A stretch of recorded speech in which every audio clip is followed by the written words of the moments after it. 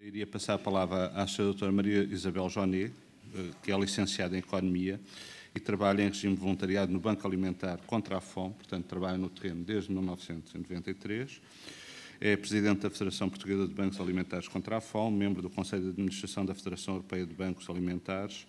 Nessa qualidade criou cerca de 15 bancos alimentares em Portugal.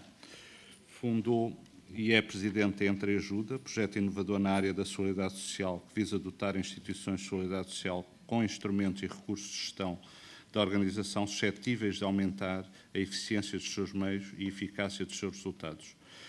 No âmbito da Entreajuda, concebeu e lançou a Bolsa dos Voluntários, o Banco dos Bens Doados e o Banco de Equipamentos. É membro do Conselho Estratégico do Jornal Expresso e do Conselho de Orientação Estratégica da Faculdade de Ciências Económicas e Empresariais da Universidade Católica Portuguesa. É curadora da Fundação da Universidade de Aveiro e da Fundação Francisco Manuel dos Santos. Doutora, tem a palavra.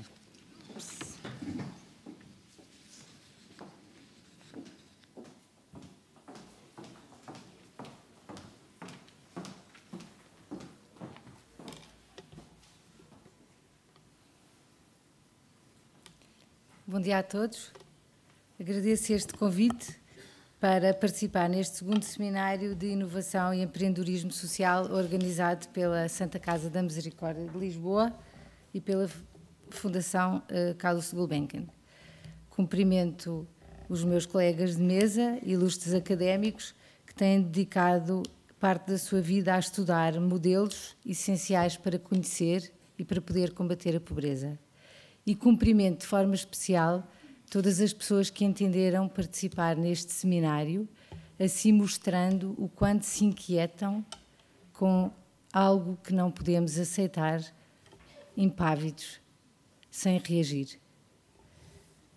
O programa propõe áreas tão vastas como a economia, a sociologia, a política social, procurando um conhecimento teórico e empírico das questões relacionadas com a dinâmica de rendimentos, persistência da pobreza, políticas sociais em Portugal, mas também naquilo que é inovador, porque é de inovação que se trata, exemplo de iniciativas que na prática a tentam combater.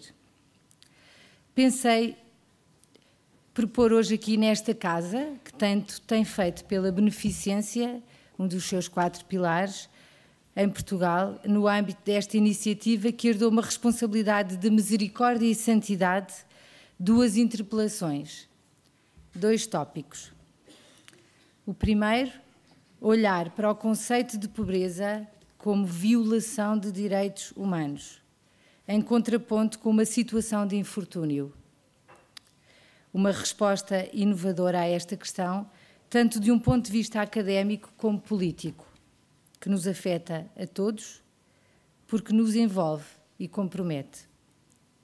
O segundo tópico, tendo como pano de fundo a crise mundial e a pobreza e a necessária democratização da economia, fruto da atual crise que nos obriga a repensar o modelo de crescimento económico num quadro mais amplo, abrindo caminho a um maior envolvimento da sociedade civil em soluções que assentem sobretudo na valorização dos recursos e no seu emprego em produção de bens e serviços de utilidade social, que tenham efetivamente resposta a uma necessidade social.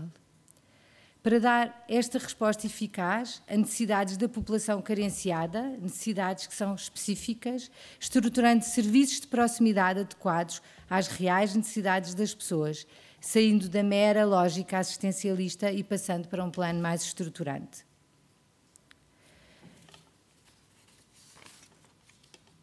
Afloraria brevemente o segundo ponto, que é, se calhar, o objeto deste seminário, referindo precisamente na linha daquilo que o professor Farinha Rodrigues referiu tão bem, com tantas estatísticas, uma esperança.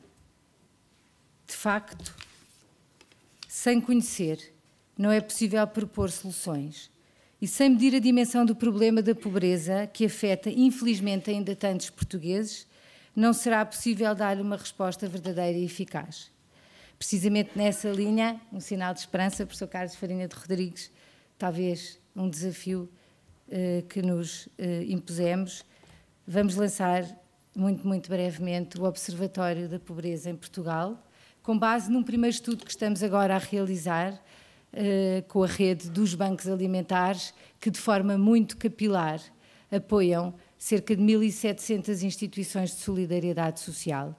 E numa parceria entre os bancos alimentares e a Entreajuda, inquirimos 2.500 instituições de solidariedade social para conhecer as instituições, quem são, o que fazem e, sobretudo, para ouvir as instituições, quais são as suas expectativas e para ouvir respostas inovadoras, como é que as instituições propõem que se combata a pobreza. Está, aliás, aqui na sala a pessoa que é responsável por esse estudo na Entreajuda, e esse estudo, ao qual tivemos uma taxa de resposta da ordem dos 50% no primeiro mês, que está a ser feito em parceria com a Universidade Católica, mas cujos resultados vão ser abertos a toda a sociedade civil, porque temos a certeza que são resultados, é uma matéria-prima como não há igual, nunca foi feito, estarão abertos a todas as pessoas que queiram estudar e queiram aproveitar. E um segundo estudo, que está em curso, foi o maior estudo que alguma vez se fez em Portugal, através desta rede capilar de instituições, aos pobres, respondendo àquilo que o professor Farinha Rodrigues queria. Quão pobres são os pobres e, sobretudo, quão pobres se sentem os pobres? Aí foram lançados 2 inquéritos diferentes, consoante se trata de idosos e não idosos, em que há uma caracterização exaustiva que permite fazer cruzamentos. São cerca de 40.000 inquéritos que foram lançados e cujos resultados serão trabalhados, contribuindo para responder seguramente a alguns destes desafios que aqui nos deixam. Dr. Farinha Rodrigues, vou ter consigo seguramente, para mais estatísticas mais fiáveis, poderem dar resposta àquele que é um problema que nos incomoda e interpela a todos e a cada um, a todos quando estamos sentados, de pé, mas que queremos fazer algo diferente, com respostas diferentes. Mas pensei que me devia ater, até porque aquilo que esperam aqui num painel destes, com 2 académicos brilhantes, não é tanto que faça dissertações sobre a teoria, mas é que me atenha mais a algo que é mais básico. Aliás, neste fórum, entendo oportuno refletirmos nas 14 obras de misericórdia e pensar como continuam a interpelar diariamente cada um de nós, a comprometer-se com determinação e generosidade no exercício do bem-fazer. E não digo no interesse geral, digo no bem comum, porque são coisas diferentes. A primeira dessas obras é precisamente dar de comer a quem tem fome. E será cru pensar-se que isso ainda é necessário? O alimento é diferente de todos os bens de consumo. O alimento é elemento de vida. Alimentar-se é, assim, a primeira necessidade, tanto para o rico como para o pobre. A alimentação é um recurso fundamental para a sobrevivência de qualquer ser humano. Desde que ocupa a terra que o homem procura a sua alimentação. Começou por ser caçador e em seguida aprendeu a cultivar a terra. A alimentação esteve no cerne dos processos de formação de identidades coletivas no plano das civilizações, a nível social ou mesmo familiar. O exemplo da relação entre alimentação e ritos religiosos marcou profundamente as diferentes civilizações e os seus comportamentos em relação aos diversos tipos de alimentos e a luta contra a fome deve ter em consideração estes diferentes elementos.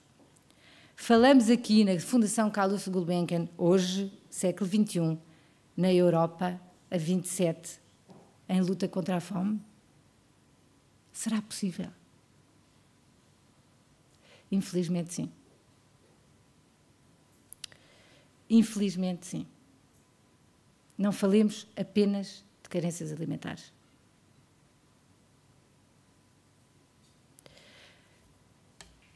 Para uma grande parte da humanidade que vive na miséria, A procura de comida é um combate cotidiano que mobiliza a maior parte das suas energias, impedindo o desenvolvimento harmonioso da pessoa humana e a procura de um projeto de vida na sociedade. A fome atinge sobretudo as grandes metrópoles, onde se situam as grandes bolsas de pobreza, mas infelizmente hoje em dia vitima também algumas zonas rurais, onde as populações estão abandonadas à sua sorte e entregues, graças a Deus, a numerosos projetos de inovação social que têm muitas vezes ancoradas as autarquias e muitas santas casas da misericórdia. Aliás, por este país fora, muitas santas casas da misericórdia são o principal empregador. Ora, todo o ser humano tem direito a uma alimentação suficiente.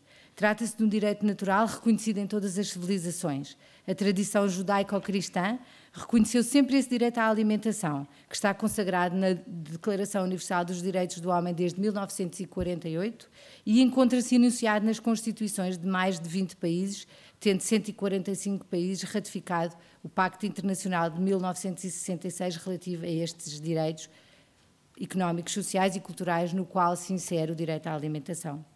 Concretizá-lo é essencial para lutar contra a pobreza. Pobreza e subalimentação não são uma mera fatalidade provocada por situações ambientais adversas ou por desastrosas calamidades naturais. Podemos evocar essencialmente dois tipos de obstáculos à concretização deste direito fundamental, político-financeiros e físicos. Entre os primeiros, destaque-se, por exemplo, a opção de um certo número de Estados, essencialmente pelo desenvolvimento económico, considerando que a pobreza se reduzirá por si só. As medidas sociais tomadas são, sobretudo, financeiras, constituindo apenas transferências de verbas. Pelo contrário, os Estados de Providência, sendo contrários à opção liberal, que assume a mão invisível como mola de resolução das desigualdades sociais, facilmente se assiste à anulação da solidariedade natural e ao desenvolvimento de individualismo. As pessoas mais vulneráveis são as principais vítimas destes comportamentos egocêntricos. A crescente globalização dos mercados, a limitação estrutural dos sistemas produtivos por políticas protecionistas e por fenómenos especulativos que deixam populações inteiras à margem de processos de desenvolvimento. As opções orçamentais dos Estados, dando prioridade a outras rúbricas, contribuem também para acrescer este fenómeno.